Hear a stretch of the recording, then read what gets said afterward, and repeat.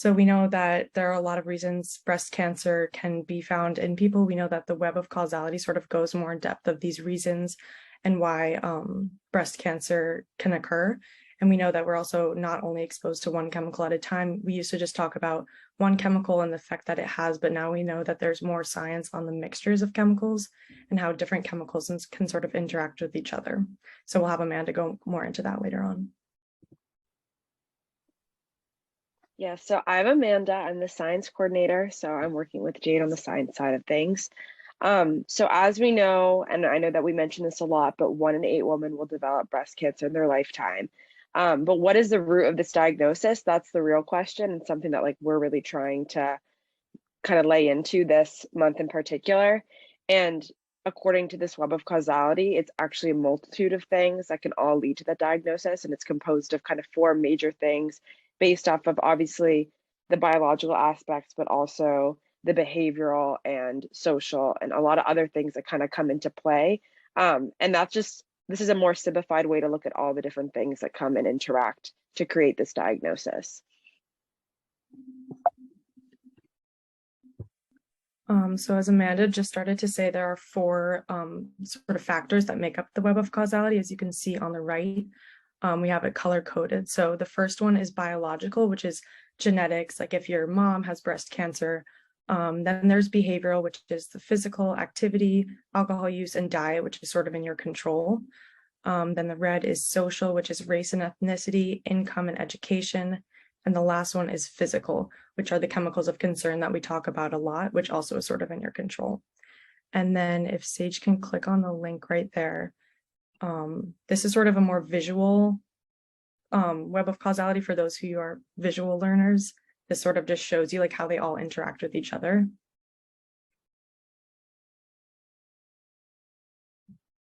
And that's the web of causality that Claire was sort of saying, how they overlap with each other, making them stronger. And we just want to make sure that we want to lower the amount of lines that are crossing over. So yeah, you can go back to the slides or keep clicking. Just a little bit of a visual web of causality, and you guys can check that out on that link right there. So the first one is the biological factors. As I said, this is the genetic ancestry of breast cancer. And we know that this is talked about a lot, but it's really only 5 to 10% of breast cancer. So that's really not that much in comparison to the largely unexplained parts of why people get breast cancer. So we know that biological factors are talked about a lot, but a lot more research is showing that the behavioral, social, and physical factors are actually the root causes of breast cancer. And we know that we can actually sort of work to lower these numbers and lower our chance of breast cancer.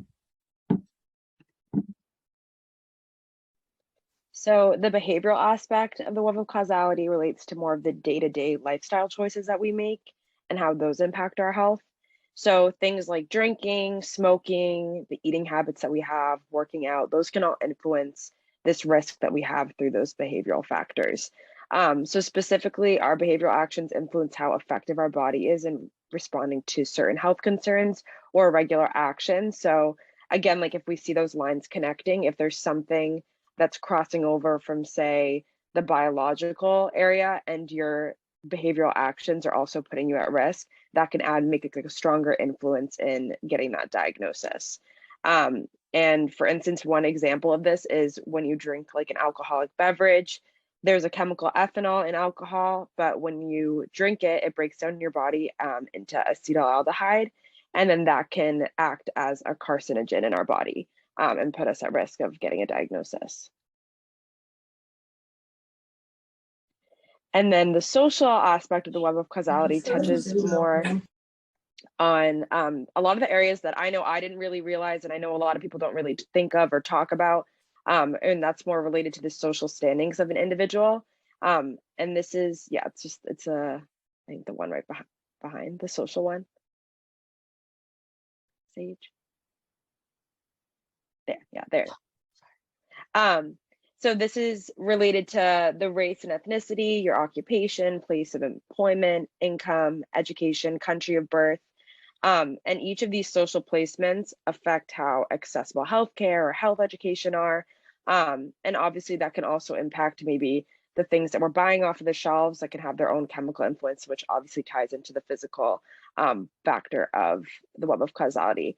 But each of these social placements is super important and kind of has their own impact individually on people. One social factor that we often touch on in Protect Our Breasts is the distinctions in breast cancer patterns between races and ethnicities. So for example, according to the American Cancer Society, Black women are 41% more likely to die from breast cancer than white women, despite being less likely to be diagnosed with that. And whether this has to do with discriminatory patterns in healthcare or Black-based products that are more chemically filled on the grocery store shelves, obviously that this is like a social factor and statistic that cannot be ignored. So the last factor is the physical factor. This is sort of what we touch upon more. I feel like in Protect Our Breasts and on our social media, we're talking about the chemicals of concern. So I just put a few here as examples. So PAWS, PCBs, BPA, and phthalates. And PAWS can be found in the smoke when you cook meat. So we say just like ventilate, keep your windows open, turn on a fan, and try to just like limit your exposure while cooking. Maybe like take turns with your roommates when you're cooking meat. PCBs are also carcinogens that can be found in consumer products. BPA is used in a lot of plastics, so that's why we said to avoid those number recycling codes before and just look for BPA-free items. And then phthalates is another big one. This is found in cosmetics, it's found in fragrance, plastics, and so much more. So these are things that you can actually avoid. You can look for these in your products. We try to post safer alternatives all the time that don't have these physical factors in them. So try your best to avoid these chemicals of concern. So going off the physical factors, we've been getting into some new research and looking into the concept of mixtures this month. And it's definitely something that's up and coming and has a lot of awesome attention to it because it's very important and something that obviously we're looking a little bit more into now with Breast Cancer Prevention Month. But for those of you who don't know, the concept of mixtures relates to the idea that chemicals of concern in our daily products may have even more of a profound effect on our body as they co-occur in our products with other chemicals and collaborate in forming those carcinogenic effects. So this means that while one chemical we find in a product may not be considered cancer causing, or maybe just doesn't have enough research on it to establish that carcinogenic title, it could potentially still have carcinogenic effects if it is exposed and works together with another chemical.